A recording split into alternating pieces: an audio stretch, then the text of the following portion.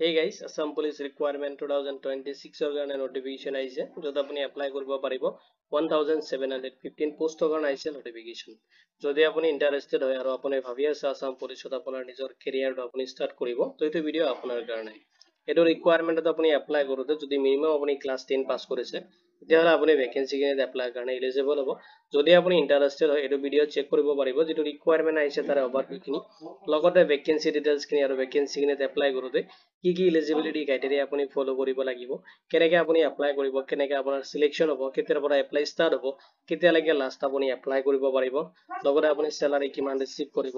লগতে এপ্লাই কৰোতে আপুনি কি কি ডকুমেন্টছ ৰেডি কৰিব লাগিব তাৰ কমপ্লিট ডিটেইলছ মই আপোনাক এই ভিডিওত প্ৰভাইড কৰিম তাহক দেৰি নকৰি আজিৰ ভিডিওটো আৰম্ভ কৰো আসাম পুলিচ ৰিকুৱাৰমেন্ট 2026 ৰ কাৰণে নটিফিকেশন আহিছে আৰু তাৰ কমপ্লিট ডিটেইলছ মই আপোনাক এই ভিডিওত সিস্টেমেটিক প্ৰভাইড কৰিম এতিয়া চালক যেটো ৰিকুৱাৰমেন্ট আহিছে তাৰ ওভাৰভিউ খিনি যত আপোনাৰ পোষ্ট নেমটো দি আছে কনস্টেবল এভি এণ্ড ইউভিৰ কাৰণে আহিছে নটিফিকেশনটো টোটাল ভ্যাকেন্সি দি আছে আপুনি এপ্লাই কৰিব পাৰিব 1715 পোষ্টৰ কাৰণে আহিছে নটিফিকেশনটো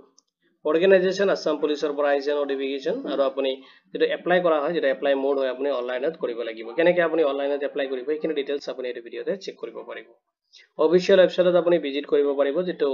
এপ্লাই লিংক লগতে এপ্লাই পোৰ্টেল তাৰে গুটেখিনি লিংক মই এই ভিডিওৰ ডেসক্ৰিপচনত প্ৰভাইড কৰি দেম আপুনি তাতে চেক কৰিব পাৰিব লগতে চালক ভ্যাকেন্সি ডিটেইলছ খিনি যদি আপনি কনস্টেবল ইভি পোষ্টৰ কাৰণে এপ্লাই কৰি আছে তেতিয়াহলে আপোনাৰ টোটাল পোষ্ট দি আছে আপুনি এপ্লাই কৰিব পাৰিব 1052 পোষ্টৰ কাৰণে qualification বিচাৰিছে যদি আপুনি এইচএস মানে হাই সেকেন্ডাৰী যদি আপুনি কমপ্লিট কৰিছে যিকোনো ডিসিপ্লিনৰ পৰা আপুনি হ'ব পাৰে তেতিয়াহলে আপুনি ভ্যাকেন্সি কিনি কাৰণে এলিজিবল হ'ব নেক্সট যেটো পোষ্ট আছে কনস্টেবল এভি পোষ্ট যত আপুনি এপ্লাই কৰিব পাৰিব 663 পোষ্টৰ কাৰণে আহিছে নটিফিকেশন আৰু তে কোৱালিফিকেশন বিচাৰিছে যদি আপুনি ক্লাছ 10 পাস কৰিছে তেতিয়াহলে আপুনি এপ্লাইৰ কাৰণে এলিজিবল হ'ব নেক্সট আপুনি ফলো কৰিব লাগিব এলিজিবিলিটি ক্ৰাইটেৰিয়াত আপোনাৰ এজ লিমিটটো আৰু এজ লিমিটটো আপুনি ক্যালকুলেশন কৰিব লাগিব 1st জানুৱাৰী 2026 ৰ ডেট হিচাপত মিনিমাম যেটো এজ দি আছে আপোনাৰ যদি 18 ইয়াৰ্স হৈছে তেতিয়াহলে আপুনি এপ্লাইৰ কাৰণে এলিজিবল হ'ব ম্যাক্সিমাম আপুনি 25 ইয়াৰ্স লৈ কিনে এপ্লাই কৰিব পাৰিব এজ ৰিলেক্সেশন খিনি এপ্লিকেবল হ'ব এজ পাৰ দা গভৰ্নমেন্ট যেটো ৰুলস এণ্ড নৰ্মস আছে হেতু হিচাপত এতিয়া চাই লওক এডুকেশনাল কোৱালিফিকেশন বিচাৰিছে যদি আপুনি কনস্টেবল ইভি পোষ্টত এপ্লাই কৰে তেতিয়াহলে আপোনাৰ 12 পাস কৰা হ'ব লাগিব আৰু যিকোনো ৰিকগনাইজ বৰ্ডৰ পৰা আপুনি কোৱালিফাইড কৰা হ'ব লাগিব হাই সেকেন্ডাৰীটো নেক্সট যদি আপুনি কনস্টেবল এভি পোষ্টত এপ্লাই কৰে তেতিয়াহলে আপুনি ক্লাছ 10 পাস কৰা হ'ব লাগিব আৰু যিকোনো ৰিকগনাইজ বৰ্ডৰ পৰা আপুনি ক্লাছ 10 টো পাস কৰা হ'ব লাগিব নেক্সট আপুনি মাস্ট বি ইণ্ডিয়ান সিটিজেন হ'ব লাগিব লগতে আপুনি আসামৰ পাৰ্মানেন্ট ৰেসিডেন্ট হ'ব লাগিব তেতিয়াহলে আপুনি এটো পোষ্টত এপ্লাই কৰিব পাৰিব নেক্সট আপোনাৰ এমপ্লয় এক্সচেঞ্জত ৰেজিষ্ট্ৰেচন থাকিব লাগিব আৰু এমপ্লয় এক্সচেঞ্জটো আপোনাৰ আসামত ৰেজিষ্ট্ৰেচন থাকিব লাগিব তেতিয়াহলে আপুনি এপ্লাইৰ কাৰণে এলিজিবল হ'ব নেক্সট চাইলক ভ্যাকেন্সি কিনে আপোনাৰ যেটো সিলেকশন প্ৰসেস দি আছে ফাৰ্স্টত আপোনাৰ ফিজিক্যাল স্ট্যান্ডাৰ্ড টেষ্ট হ'ব নেক্সট আপোনাৰ ফিজিক্যাল এফিচিয়েন্সি টেষ্ট হ'ব নেক্সট আপুনি ৰিটেন এক্সাম এটেম্প কৰিব লাগিব নেক্সট আপোনাৰ ডকুমেন্টস ভেৰিফিকেশন হ'ব নেক্সট আপোনাৰ মেডিকেল এক্সামিনেশন হ'ব এইখিনি প্ৰসেসত আপোনাৰ সম্পূৰ্ণ যেটো ৰিকুৱাৰমেন্ট হয় সিলেকশন প্ৰসেস খিনি কমপ্লিট কৰা হ'ব ইম্পৰ্টেন্ট ডেটস খিনি চালক অনলাইনে যেটো এপ্লিকেশন ষ্টাৰ্ট হ'ব 16 ডিসেম্বৰ 2025 ৰ পৰা আৰু অনলাইনত আপুনি লাষ্ট এপ্লাই কৰিব পাৰিব 16 জানুৱাৰী 2026 লৈ কিনে এতিয়া চালক এপ্লাই কৰোতে আপুনি ৰিকুৱাৰমেন্ট কিছুমান ডকুমেন্টস লাগিব আপুনি এখিনি ৰেডি কৰিব লাগিব ৰিসেন্ট পাসপোৰ্ট সাইজ ফটোগ্ৰাফ লাগিব নেক্সট আপুনি সিগনেচাৰ ৰেডি কৰিব লাগিব নেক্সট আপোনাৰ এছএসএলসি মানে ক্লাছ 10 এনএছএস মানে আপোনাৰ হাই সেকেন্ডাৰী যেটো মাৰ্কশিট থাকে সাৰ্টিফিকেট খিনি আপুনি ৰেডি কৰিব লাগিব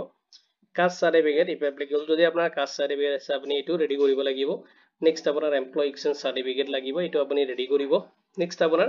ডোমিসাইল অবলিক পিআৰসি দি আছে যদি আপোনাৰ ডোমিসাইল নাই যদি আপোনাৰ পিআৰসি আছে দেন আপুনি পিআৰসি তাতে আপলোড কৰিব যদি নাই তেতিয়াহলে ডোমিসাইল আপুনি বনাব পাৰে বা আপুনি ডোমিসাইলৰ কাৰণে আপুনি মেইল কৰি দিব পাৰে মই আপোনাক ফৰমেট এটা প্ৰভাইড কৰি দিম হেতু ফৰমেট যাই কিনে আপুনি আপোনাৰ ডোমিসাইল হিচাপত আপুনি তাতে ৰেসিডেন্ট প্ৰুফ আপুনি তাতে দিব পাৰে নেক্সট আপোনাৰ এজ প্ৰুফ যেটো এজ সাৰ্টিফিকেট যদি আপোনাৰ বাৰ্থ সাৰ্টিফিকেট আছে আপুনি শো কৰিব নহলে আপোনাৰ ক্লাছ 10 ৰ যেটো এডমিট কাৰ্ড আছে এজ এ বাৰ্থ প্ৰুফ হিচাপত আপুনি তাতে এজ প্ৰুফ হিচাপত আপুনি শো কৰাব পাৰে যদি আপুনি এনসিসিৰ ক্যান্ডিডেট হয় আপুনি যদি এনসিসিৰ ষ্টুডেন্ট তেতিয়াহলে আপোনাৰ কাৰণে ভাল নিউজ এটা কাৰণ এনসিসিৰ কাৰণে আপুনি সাৰ্টিফিকেট তাতে শো কৰাব পাৰিব এতিয়া চালক কেনেকৈ আপুনি এপ্লাই কৰিব তো ফাৰ্স্টত আপুনি অফিশিয়াল ওয়েবসাইটত ভিজিট কৰিব তাৰ পিছত আপোনাৰ যেটো এপ্লাই পোৰ্টেল আছে তাতে ভিজিট কৰিব যেটো লিংক মই আপোনাক এই ভিডিওৰ ডেসক্ৰিপচনত প্ৰভাইড কৰি দিম তাতে আপুনি ভিজিট কৰি কিনে ক্লিক কৰিব লাগিব এপ্লাই অনলাইন বাটনটোত আৰু তাতে ক্লিক কৰাৰ পিছত ফাৰ্স্টত যদি আপুনি ভিজিট কৰি আছে ৰেজিষ্ট্ৰেচন কৰিব আপুনি আৰু ৰেজিষ্ট্ৰেচন কৰাৰ পিছত আপোনাৰ এপ্লিকেশন ফৰ্মটো আপুনি ফিল আপ কৰিব লাগিব তাতে আপুনি আপলোড কৰিব লাগিব ৰিকুৱাৰমেণ্ট ডকুমেণ্টছখিনি লগতে আপোনাৰ এপ্লিকেশ্যনটো আপুনি সাবমিট কৰিব লাগিব আৰু আপুনি এজ এ ফিউচাৰ ৰেফাৰেন্সৰ কাৰণে আপোনাৰ যদি এপ্লিকেশ্যন একনলেজমেণ্ট ৰিচিপ্টখিনি আপুনি প্ৰিণ্ট আউট ৰাখিব কাৰণ এইটো ৰিকুৱাৰমেণ্টত আপুনি এপ্লাই কৰোঁতে কোনো ধৰণৰ এপ্লিকেশ্যন ফি পে'মেণ্ট কৰিব নালাগে অলৰেডি নোট এটা দি আছে আপুনি এপ্লাই কৰোঁতে কোনো ধৰণৰ এপ্লিকেশ্যন ফি পে'মেণ্ট কৰিব নালাগে ইম্পৰ্টেন্স লিংকখিনি মই আপোনাক এই ভিডিঅ'ৰ ডেছক্ৰিপশ্যনত প্ৰভাইড কৰি দিম আপুনি তাতে চেক কৰিব পাৰিব লগতে আপুনি ভিজিট কৰিব পাৰে জব এলাৰ্ট এস্কেপ পৰ্টেলত তাতো আপুনি ডিটেইলছখিনি সিস্টেমেটিক পাই যাব লগতে আপুনি ইম্পৰ্টেন্স লিংকখিনিও তাতে পাই যাব